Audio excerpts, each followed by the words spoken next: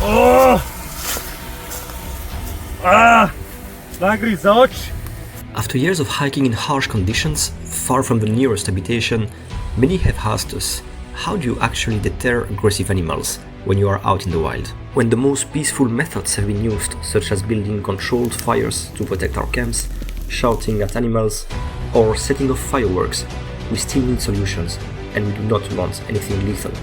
That is how we found one of the most effective non-lethal options, a pepper-based defense device, effective to about 7 meters and discharging at nearly 290 kilometers per hour. In this video we tested the device on our hero Dario, the craziest among us who volunteered for the experience. The results were clear.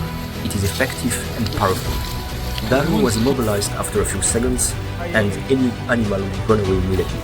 Their sense of smell is indeed far more developed than ours. After a few minutes, his body started shaking. After 30 minutes, he still could not open his eyes and kept asking for more water and soap on his face. After 45 minutes, we had to help him get back indoors so he could shower. It took around 75 minutes before he could actually open one eye. What we like is that there are no lasting after effects for the animals. They will be incapacitated, but they will recover. Also, the affected area is much larger than with any firearms, making this solution really efficient.